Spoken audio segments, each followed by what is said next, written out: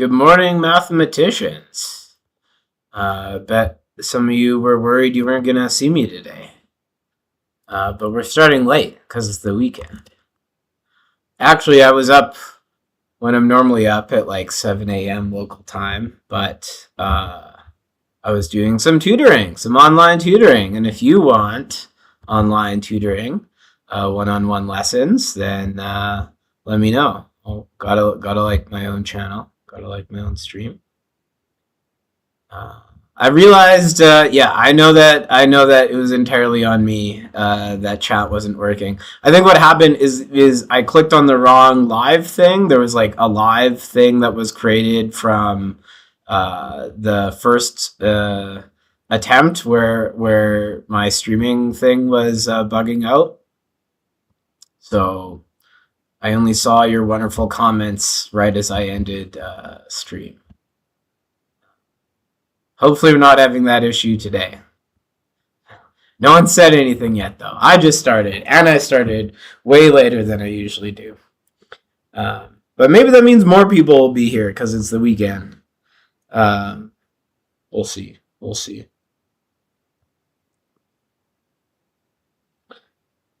Yeah. I feel like today's going to be a good... Why did that come up? Today's going to be a good theorem proving day. That's what I feel like. And actually... Oh, it is working. Thank you, Matt. Hello, William. Okay, we're alive. Chat's going on. Nice. Yeah.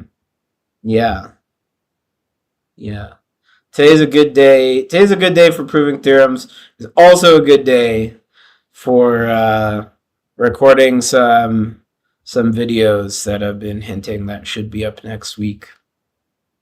That I tried to record the other day, and then somehow I messed that up. Yeah. So, I guess I gotta kill time until, questions start popping up in chat.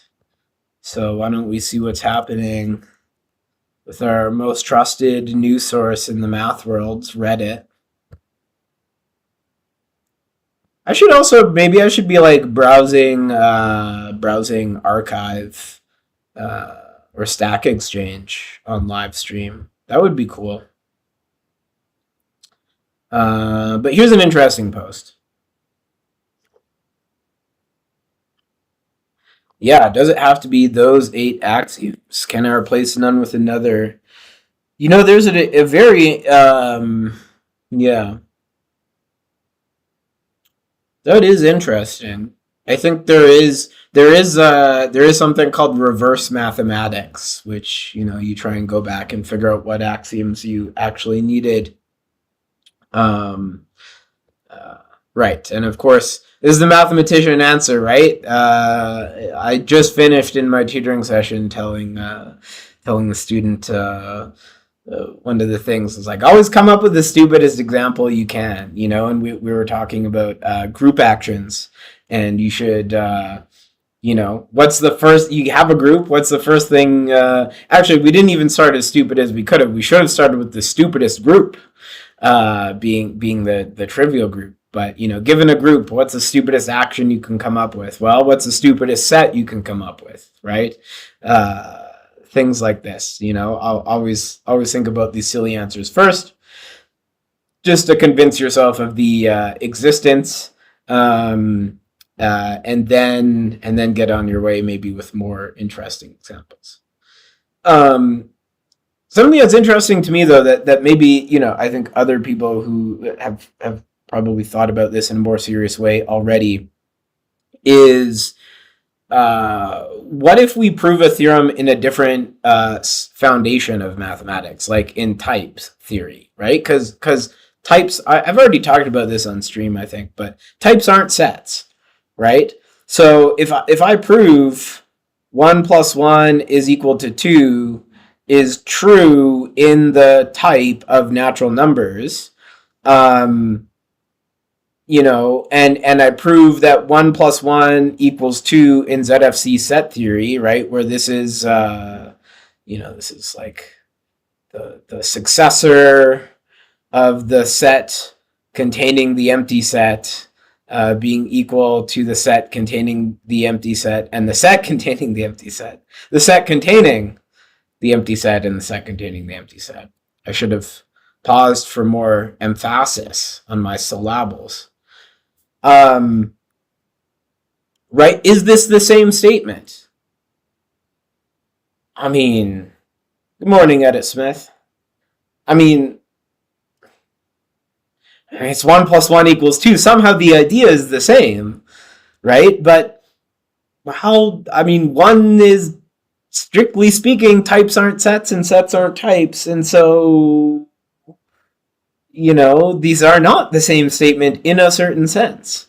And I'm sure there's interesting ways that, like we can embed set theory in types and vice versa and do all of these things. But I mean, it's an interesting thing to think about, to me anyways.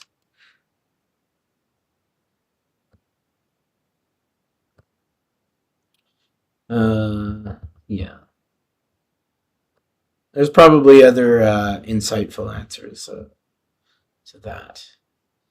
Oh yeah. Axiomization of portals. That seems cool. Pocket dimension. Interesting. Euler diagram for matrices. You know what? Also, this post gave me a very interesting idea. There's a book, Laws of Form, George Spencer Brown. So, a friend of mine actually told me about this book. Have I seen the new 400-page is preprint on categorical local Langlands? I have. I've went to. I went to. I mean, I think the preprints have been available for some time actually. Like I think before even like earlier this year or last year, I think before there was like the big announcements, there was already like working preprints that were online. But okay, so I've gone to the webpage, I've clicked on the documents, I've opened the documents, and I've briefly perused what's in there. I do not claim to have any understanding. I have not so seen in the literal sense is yes, my eyes, I've laid my eyes upon them. But I have not sat down and read them in any serious way. Nor do I think I will in the immediate future. I, at the moment, am ill-equipped, I think, to understand the proofs. But, on the side, I work towards learning more,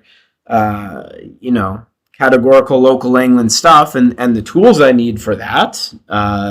Things about infinity categories and the category IndCo and things like that. But also, I mean, well, it's something I would love to understand eventually. It's also not my top priority at the moment because there's plenty of papers I could write with the tools I already have, and in fact, there's some pressures to producing those results faster than other people. As someone not in the arithmetic side of things, I was just wondering whether this is going to be huge news. Yeah, I mean it is. It is huge news. Who are the authors? Well, definitely Raskin and Gatesgory are in there, and I'm so sorry for not immediately knowing everyone else. But okay, proof of geometric Langlands, or the categorical local Langlands preprint. 5 papers. Categorical unramified geometric Langlands. Yeah. So Aronkin, Beraldo, Campbell, Chen, Bergamin, Gatesgory, Lin, Raskin. Oh, and Rosenblum. I should have known that. Yeah. So actually, another work. Oh, this isn't that. Oh, okay. What? Then let me bring this up. Uh, Categorical. Is it on archive?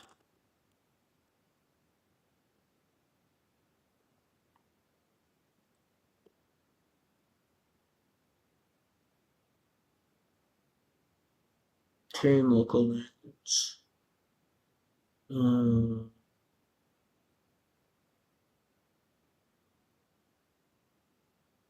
yeah. How do I find it? Can you link it in chat? Is that a possible thing?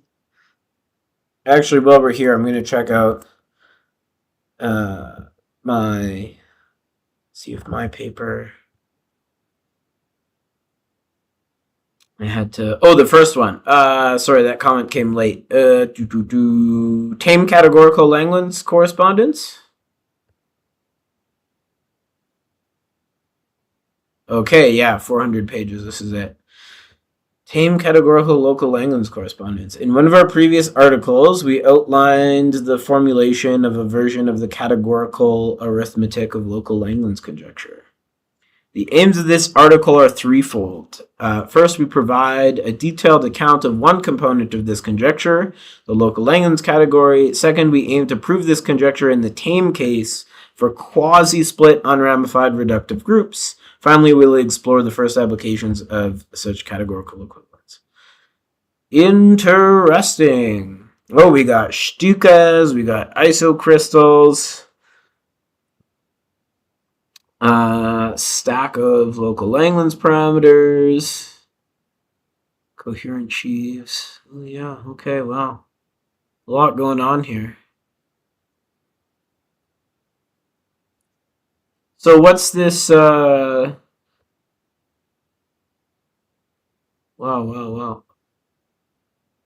Yeah, maybe I should look at this. It looks like, yeah, I don't know. Maybe be a good thing to read. Uh,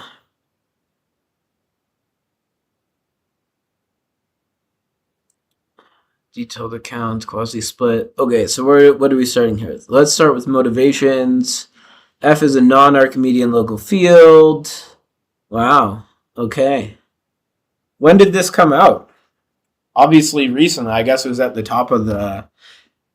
It was at the top of archive. So classical local Langlands roughly predicts natural bijection. Yeah. Do. And then we're gonna get stacky, right? Yeah.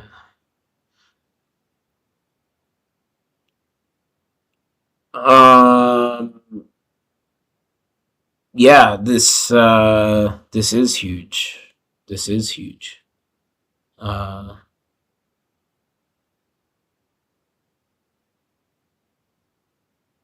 Yeah. I'm not sure I understand the question. Stop. You're asking what influence geometric Langlands has had on topology and geometric topology? Um, I don't know. Hard to say. Stacks. Yeah, that's the right way to. Stacks. What's that ancient aliens meme guy? Gotta make a meme with him saying stacks.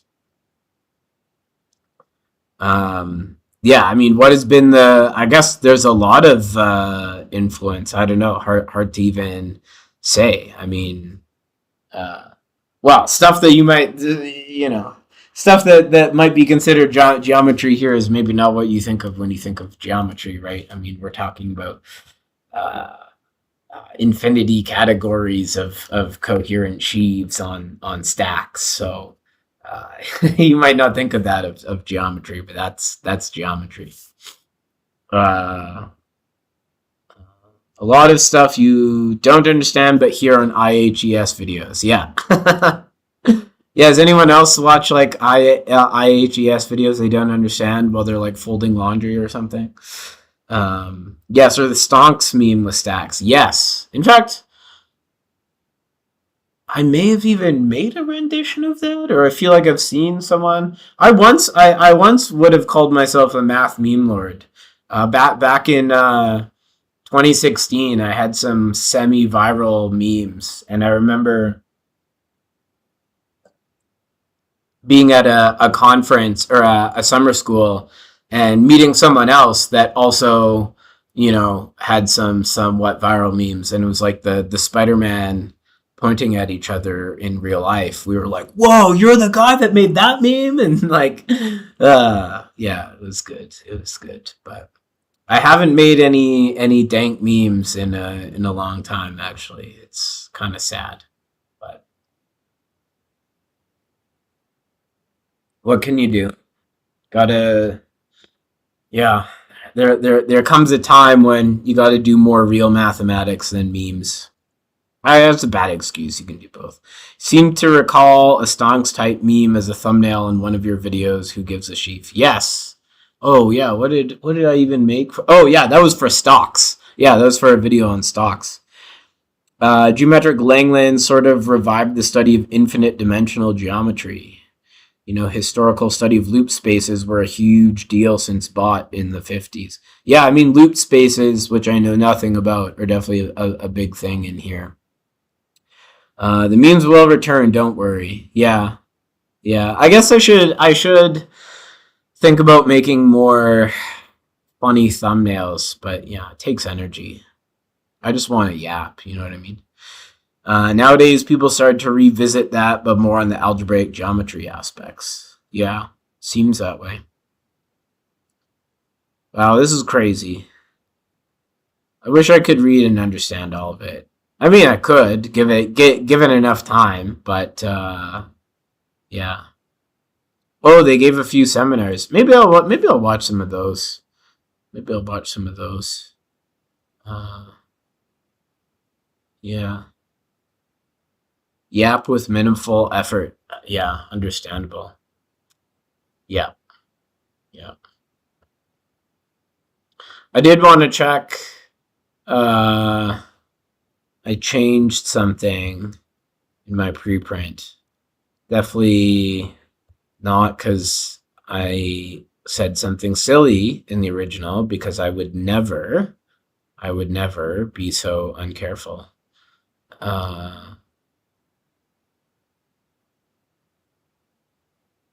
Wait, where is it? I don't even know where my paper is now.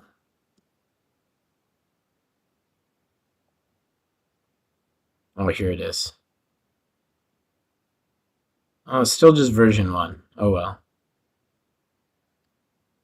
I'll have to check on that. But I did want to say about laws of form, going back over to this without an informal language like English. So there's this book, Laws of Form, that someone who I did my undergrad with, he did an undergrad in physics, but we were in some math courses together. And also interested in like Buddhist philosophy and thought, and uh, you know, related this book to that. I don't know if that was the actual intention behind this book, but um, yeah, I guess there's some sort of ideas connecting these things that we talked about. But so it's this book that, well, as it says, yeah, straddles the boundary between mathematics and philosophy. And Laws of Form describes a couple logical systems. And so the book is something called an E prime. So it's basically just like a set of instructions. Yeah. So furthermore, the claim asserts that except for this one sentence, okay, so there's one sentence somewhere, but other than that, this book is an example of an E prime. What prompted this claim is obscure because the book is routinely uses the verb to be. Yeah, let's just bring up the actual definition.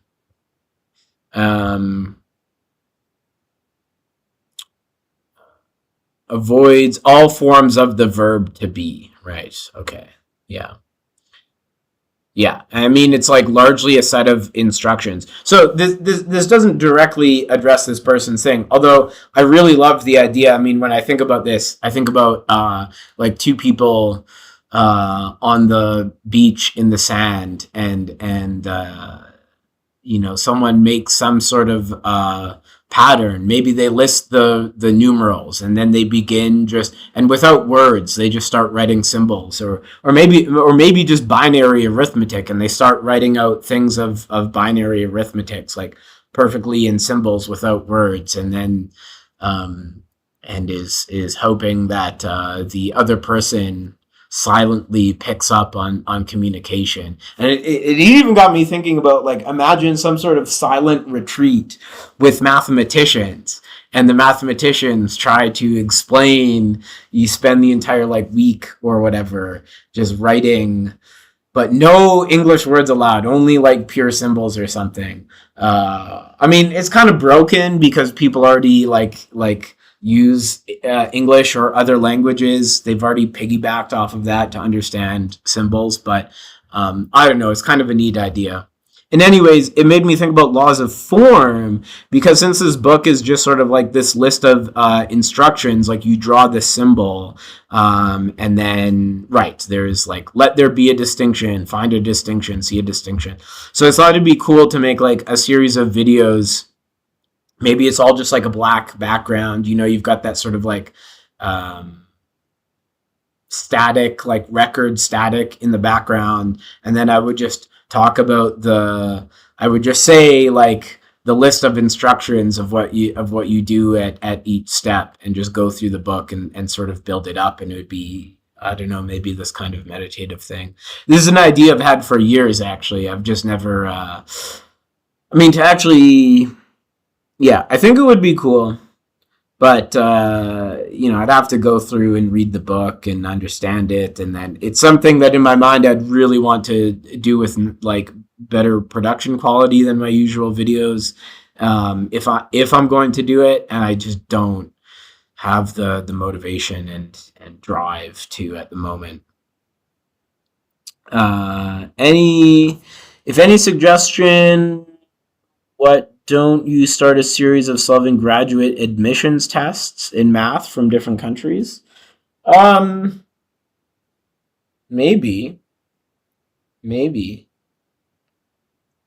Uh, yeah, I mean, that could be an idea, but hmm, I don't know. I don't know if I want to just solve a bunch of random problems. That'd probably be most popular if I just did a bunch of videos where I just solved a bunch of random problems, like Michael Penn style. Uh, but I kind of just want to yap. I mean, I'm planning some videos. I'm hoping today or tomorrow I'll record the next episode of Your Proofs Are Trash with viewer submissions this time. And I have some videos on sheaves and categories of modules I'd like to talk about. If such a language ever exists, it'd be closer to the math or other civs have developed compared to standard language based math. Yeah. Check out CMI MSc math test or TIFRGS past papers. Maybe, maybe. Uh, yeah.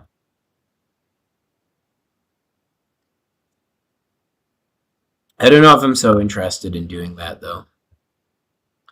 Key theorems from each subject. Yeah, yeah, maybe. I mean, I did think about another thing that I thought would be interesting. There's this book, All the Math You Need for Grad School. Um, yeah, all the mathematics you missed but need to know for graduate school. So I thought about maybe one day, like, going through this book, and talking about key ideas.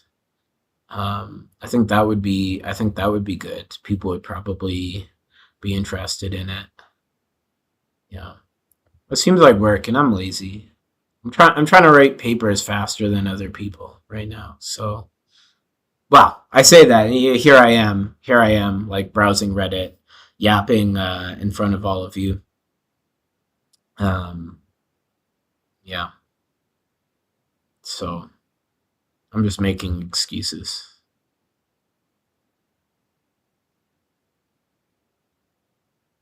Yeah. Okay, is it time? Is it time to go over to the notepad and yap about actual mathematics? It might be. I don't know. Do we have any math questions from chat? You know, for a series called Office Hours, I don't have a ton of yeah. You think the Math Sorcerer guy had a vid with the author of this book? Oh, nice, nice. Um, might be the yeah. Everyone's putting them on blast these days for good reason. I don't know, but yeah. Okay. Let's get back to yapping. Unless someone stopped me with some math questions, I'm gonna keep yapping about representations of p-adic groups.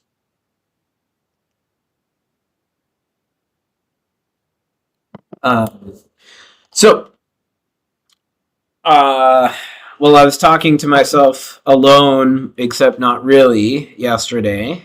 I explained how we have these things called multi-segments. We have these things called multi-segments. There's these little combinatorial gadgets. They're collections of numbers. Usually, we can just, well, for simplicity, we'll take them to be integers or half integers. And there's operations that we can do. We can take intersections and unions of these segments and produce some sort of partial ordering on multi-segments with a given set of numbers in its constituents. And I made the claim that these combinatorial gadgets completely parameterize our representations of GLN. Well, I mean, there's a bunch of words I haven't explained. I mean, really smooth, irreducible representations can all be described combinatorially. And we sort of left off with this. Well, we also had these induced representations, which in general, not necessarily irreducible. And we wanted to ask the question of, well, when does an irreducible representation as indexed by some multi-segment show up in one of these induced representations indexed by some possibly different multi-segment? And I made this claim that if this ordering that we were able to give, this partial ordering in terms of multi-segments, was that this multiplicity would be at least 1 if and only if B was less than A in this ordering. So great, that's the beginning of some information. We know exactly when it's non-zero, but that is still a far cry from when it's the particular number.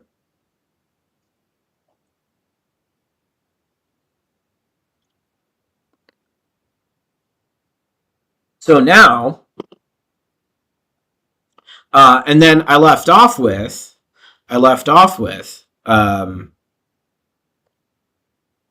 the claim that from a number of office hours ago, well, I don't even know if I made a claim, but I highlighted the fact that the multi-segments we get from here is exactly the flipped upside down version of the orbits from a perverse sheaf computation that I did, and I suggested that these were not that this was not a coincidence. So let me go 1, 0, 0, minus 1. Can I describe the purpose of all cohomologies I know? Wow. I can try.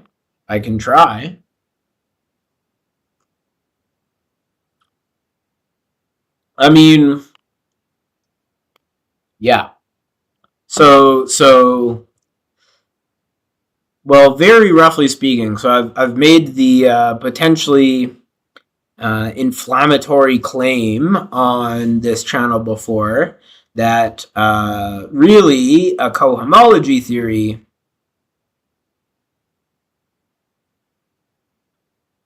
measures the failure of surjectivity of some function. Okay, I mean, category theorists are seething right now. They're reeling. Uh, um, but somehow at some basic level, this is kind of what's going on. Cohomology theories are measuring the failure of surjectivity of something. Maybe a more accurate, non-set theory biased way of saying this would be that cohomology theories measure obstructions. Measure obstructions, right? So, for example, like Durham cohomology measures, in some sense, obstructions to solving certain kinds of differential equations on a manifold, or the ability to solve such equations, right? So Durham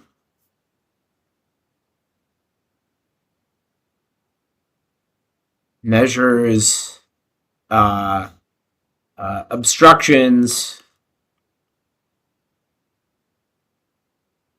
to solving DEs, right? I mean, one of the I think two of the best videos, math videos on YouTube are Aleph Null's. I think he's got one video on like what is cohomology, and then another one on Stokes theorem, and these two videos together as a pair, I think, are still like undisputed some of the best videos I think that exist on YouTube. And so yeah, right, like the fact that the real Rn, like the homology of Rn, or say, I don't know, the Durham cohomology of Rn is trivial. Well, not except for H0, of course. But then you take punctured, you puncture, say, R2 by this point, and you end up in degree 1 anyways. You end up picking up this copy of Z, and actually, I have bought 2 here, right in front of me. I'm in my, you guys probably could tell, I'm in my office this morning, streaming from the office, instead of my dining room table.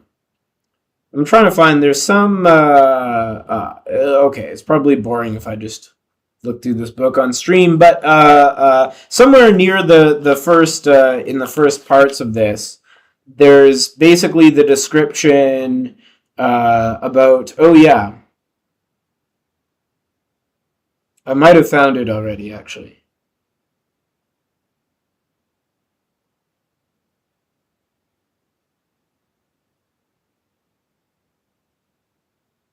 Right. So I think I could be misunderstanding, but one of the points is that so I think here's one particular equation that solves it. Um, so finding a closed one form. So a closed one form of this form in R2 is equivalent to solving the derivative of x with respect to g and the derivative of f with respect to y equals to 0. So that's equivalent to solving this differential equation. And the claim is that in R2 there are no interesting solutions. Solving this problem is pretty boring. But in the case, because if you now solve this in R2 minus a point, basically the existence of interesting solutions to this differential equation is equivalent to the fact that we pick up some non-trivial de Rham cohomology. Prismatic cohomology, no idea. Sorry, I can't tell you about that one because I have no idea. Yeah, can't help you there. I should know it. One day I will know it, maybe.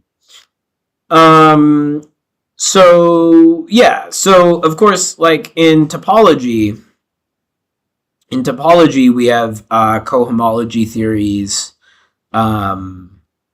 homology theories, cohomology theories that I guess in some sense are meant to measure holes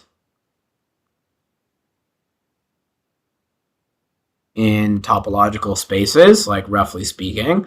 But the way that we set that up is we make some sort of complex that's like, well, there's various different ways to set it up, but there's like CW complexes and simplicial complexes. But yeah, it's at the end of the day, it's again, we get some sort of chain complex of maps, and we're just, it's a, it forms a complex. So the image of each map is contained in the kernel of this successive map, and then we just look at how far away the image is from surjecting onto the kernel. Right, the image of di is in the kernel of di plus 1. When the cohomology group just measures that. Where else does cohomology come up? Well, x1 of, say, some modules mn. So this is a particular kind of cohomology group. Well, there's a couple of things we can say about it, right? So we know, for example, like hom p, the hom functor is exact if and only if p is projective, right? So in some sense, the higher X groups maybe measures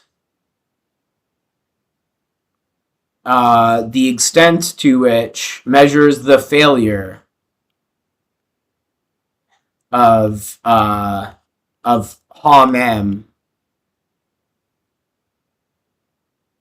to be exact.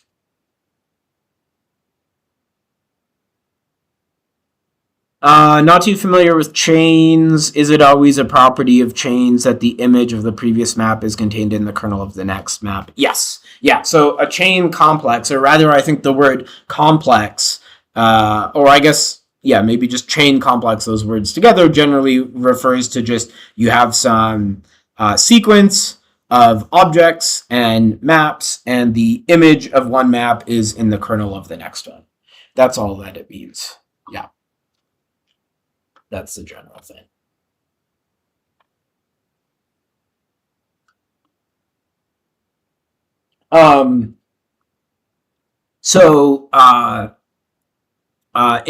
In particular, so one thing we can view as, say, X, is it's measuring the failure. So it gives you some sort of way to see, I guess, how far away from being exact your module is. There's also other categorical things that can be encoded in X, right? So like if you know something about, so I think I could be misremembering here, so be skeptical of my words at this point. But there's something known as the depth of a ring, and I believe that this coincides with some sort of bound on the X. So, if you have some category of R modules, and you know that like for any pair of modules, X M n, for some M, like is zero for all M bigger than some fixed M naught. I believe this has something to do with the depth of the ring.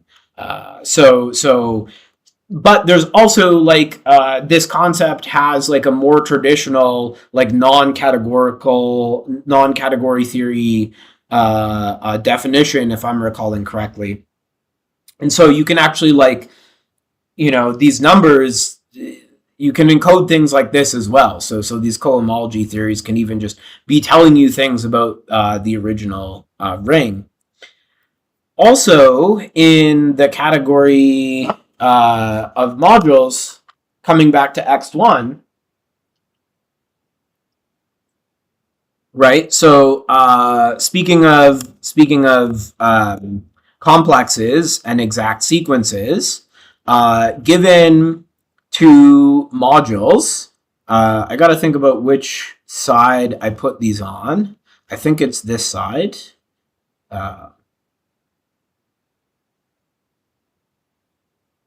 You were reading this Sarah interview, and in it, Sarah says you don't need any to like learn courses and stuff. He was just find a problem you like and start reading papers on it. Yeah, yeah,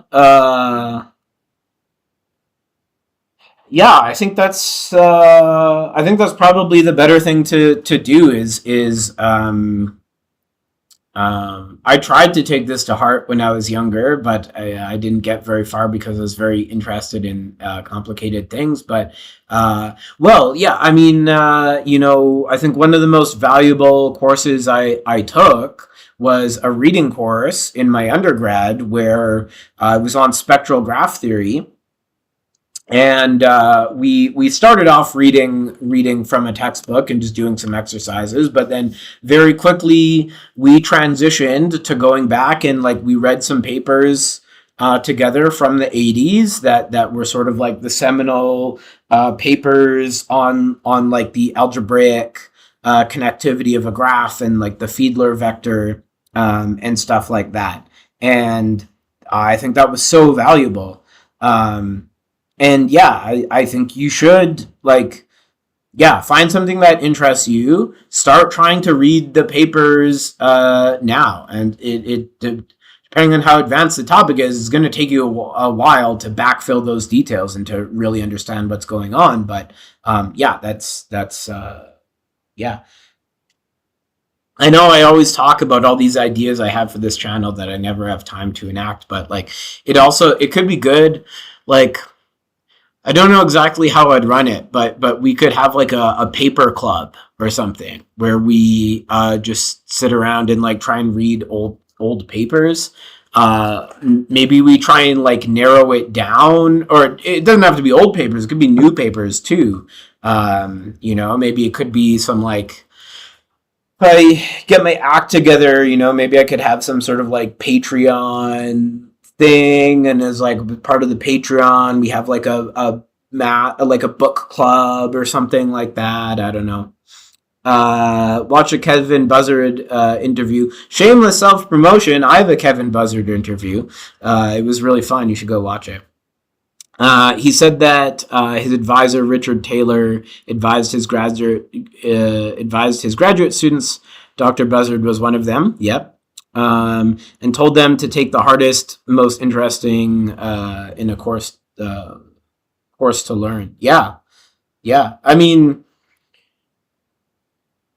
yeah. Like there was this other Reddit post the other day where someone was, they were talking about how they feel really unprepared and like, they're qualifying their exam or something they needed to get in. They're like, oh, I could maybe just barely pass this exam. Oh well, I'm glad you could join us, Nuke ML. They were talking about how they like what I might barely pass this exam, but then even if I do, like I'm going to be so far behind everyone else. But yeah, like the thing is you will also grow the most when you're the least comfortable, when you're the most out of your comfort zone, right? The more complicated, I mean, of course there's some delicate threshold, right, where like there's a certain point where things are just too advanced. Like if you're trying to explain topological quantum field theory to a toddler, like nothing is going to get through. But yeah, I mean, you stand to gain the most. Like I remember actually my uncle when I was applying, I think it was for masters or grad schools. One of my uncles was like, "Well, but don't you want to go to a smaller university and like be the big fish in the small pond? Like don't you want to like be the smartest person in the room or something?" And I said no because and not that I even would be. I don't know. Maybe there's some university I'd be like one of the smarter people there or something. I don't know. But I mean, very smart people go to small universities too. But I was like, no, because I will grow the most if I'm surrounded by people that are better than me. Like it will make me better if I'm constantly around people that are better than me. It's just like, okay, maybe my ego will get bruised, but like, okay, toughen up. Like learn how to deal with that. You're shooting yourself in the foot if you just want to like massage your own ego and feel like the smartest person. I don't know. But yeah, haven't actually started doing that. Like I haven't done any actual math in like a week. Oh, come on. You gotta that's tragic. I'm upset. You just go on archive and read some paper and then another down the rabbit hole. So yeah, that's all I've been doing. Well, that's good actually. I mean, you should be doing mathematics, but yeah, I mean, start fall. Even if you don't understand what's going on, every couple days you should be going to the archive. You should be looking at the new papers that are coming out in the topic and just try and get some idea of what people are talking about. I think you definitely need at least graduate kindergarten before starting on topological quantum field theory. Yeah, yeah. Okay, I think I'm gonna go soon. But let me just say, I wanted to say one. I mean, there's so many other things I haven't talked about yet in terms of cohomology theories and their meanings. But let me just finish this by talking about. So, how do we build new modules from old modules? One way is to take a direct sum, and this gives us a short exact sequence of modules. You don't feel dumb in your grad program, but feel a severe lack of background knowledge. Well, sounds like you're a mathematician. That's what it sounds like to me. Uh, yeah. I mean, you'll probably never not feel that way. Actually, I don't know. I mean, maybe, you know, maybe like these authors of the categorical local Langlands stuff, these people who are like inventing crazy new theories, they probably don't feel like they don't have enough background. Um, or maybe they do. They probably do too. Yeah. But so we have n and m. So one way we can build new modules is we can take the direct sum. But there might be more complicated ways, right? There could be some like non-isomorphic module that sits in the middle here, and this we would call an extension of the module m by the module n, and x1 of mn measures exactly this. Now, we need to be a little bit careful because it is not true that the elements of xn are in bijection with extensions. with isomorphism classes of things that go in the middle. It can be sometimes. But the equivalence relation between extensions is a little more subtle than that. It can be a little bit more complicated. So it is possible to have extensions to extensions. So it depends on the maps that you have here as well. So you might have the same the isomorphic object in between here. But these extensions are not equivalent, and so they give you different elements of the X group. But X1 can measure this.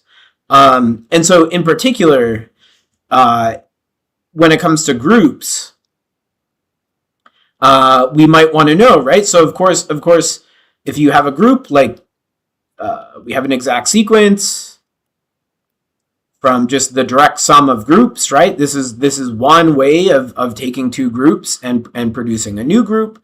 But we might have a more complicated short exact sequence. For example, there's the semi-direct product, there's more complicated things yet. And the category of abelian groups is equivalent to the category of Z modules. And so therefore, if you take two abelian groups,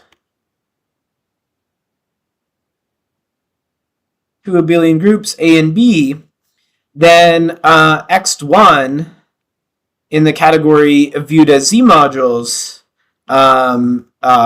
this basically captures all of the ways that you can build a new group out of A and B. And actually, X forms a group when N and M are modules. Yeah, well, in fact, X forms a module. X forms a module, yeah. And this is actually such important. I got to make videos about this one day too. I mean, everyone talks about the classification of finite simple group. Oh, classification this, classification that, blah blah blah. Oh, most important theorem. Okay, but here's the thing. You go to a mechanic and you say, and the mechanic, and you come back after a couple of days, and the mechanic says, oh yeah, well, I took your entire car apart down to its most irreducible components. Okay, well, great. Are you going to put it back together? Can you put it back together? Right? The classification of finite simple groups takes groups and breaks them apart down to their, tells you what are all the possible like atoms of groups when you break these groups apart and get them down to the irreducible components. Great. How do you put those components back together again? Right? Because if you have say a normal subgroup of your group, right? And you get this quotient, like in general, it won't always be true. Like, how do you take now, say you have these two groups, how do you put those back to, how do you glue those back together to get your original group G? Well, outside of a very special case, it will not be the case that you just take the direct sum to get G back. So taking things apart are only as good as your ability to put them back together again. The classification of finite simple groups allows us to completely take groups apart, but it says absolutely nothing about putting them back together again. And that's kind of like that's a punchline. That's the reveal of the magic trick, right? You make something disappear and then you got to bring it back. But the extension problem for groups is wide open. There is no hope of solving. There's no hope. There's like no one even, I don't think anyone even believes that given two groups that we'll be able to classify all of the ways to extend those two groups and bring it back. And I feel like this doesn't get brought up as much when we're worship. I mean, don't get me wrong. The classification of finite simple groups is one of the most like heroic efforts in mathematics that's ever happened. But I feel like we're doing a great disservice to talk about the second act of this whole thing. Anyways, that's it. I'm tired of yapping for now. Actually, that's not true. It's just I need to save my voice because in a couple hours I've volunteered to yap about math to all of the new students here at my institution. So I'm gonna go do that for a couple hours, and then yeah, I'll be proving theorems until then, and I hope you will be too. Not even possible to classify all finite extensions of two finite groups. No, I mean that's the thing that's open. So yeah, when I say extensions of groups, I mean I'm just talking about the finite case here. I'm just talking about the finite case here, and no, there's no hope. There's no hope. So yeah, yeah. Anyways, go prove some stuff. It's time.